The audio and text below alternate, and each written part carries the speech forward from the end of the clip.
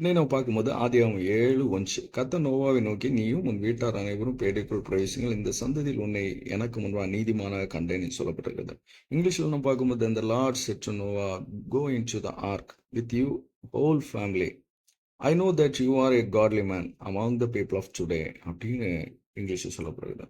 இந்த வசனம் என்ன சொல்லுதுன்னா, ஆண்டவர் நோவாவை நோக்கி பார்க்குறான். அவன் பார்க்கும்போது எல்லா ஜனங்களும் பாவம் செய்துட்டு இருந்த இவன் மட்டும் நீதிமானா இருக்கான். நீதிமான்னா என்ன? கர்த்தருக்கு பிரியமுள்ள ஒரு மனிதன். கர்த்தருக்கு பிரியமுள்ள ஒரு மனிதன்னா அவனுடைய வாழ்க்கை, அவனுடைய பரிசுத்தமான வாழ்க்கை, அவன் உத்தமமா நடக்கிறான். ஜனங்கள் எல்லாரும் பாவம் செய்யும்போது அவன் ஒத்தைக்கு பாவம் செய்யாம நீதிமானா இருக்கான். யோசேப்பு நீதிமானா இருந்தான். இங்க நோவா இப்போ நீதிமானாக கர்த்தருக்கு முன்பாக காணப்படுகிறான். அப்போ ஒரு மனிதன் நீதிமானா இருக்கும்போது ஆண்டவர் என்ன செய்யறாருன்னா அவனை பாதுகாக்கிறாரு. அவன்கிட்ட சொல்றாரு, எப்பா நீ நீதிமானா இருக்கிறாள், அதனால நீ போய் பேழைக்குள்ள பிரவேசி, நீ என் பாதுகாப்புக்குள்ள இரு, ஆபத்து வருது, ஆனா நான் உன்னை பாதுகாப்பேன், ஏன்னா நீ நீதிமான். நீ நீதிமானா இருப்பதனால ஒன்ன மட்டும் இல்ல, உன் கூட இருக்கிற உன் குடும்பத்தையும் நான் பாதுகாக்க போறேன். பாரு, ஒரு நீதிமான் நிமித்தம், ஒரு மனிதன், ஒரு வீட்டுல ஒரே ஒரு நீதிமான் நிமித்தம் எல்லாரும், அந்த வீட்டுல உள்ள எல்லாரும் பாதுகாக்கப்படுறாங்க.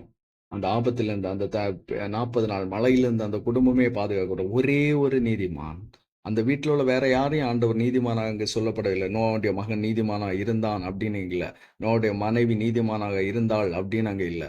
நோவா நீதிமானா இருந்தான் என்று கர்த்தருடைய பார்வையில் பார்க்கப்பட்டதினால அவனுடைய குடும்பம் முழுவதும் பாதுகாக்கப்படுகிறது. நாமும் நீதிமானா இருக்கும்போது நாமும், நம்முடைய குடும்பமும், நம்முடைய பிள்ளைகள் எல்லாரும் பாதுகாக்கப்படும். நாம நீதிமானா இருப்பதற்கு முயற்சிக்கணும்.